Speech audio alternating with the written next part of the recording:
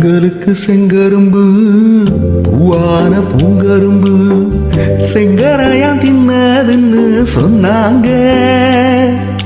செங்கரையான் தின்னிருக்க நியாயமில்ல. அடி சித்தகத்தி பூவிழியே நம்பவில்லை.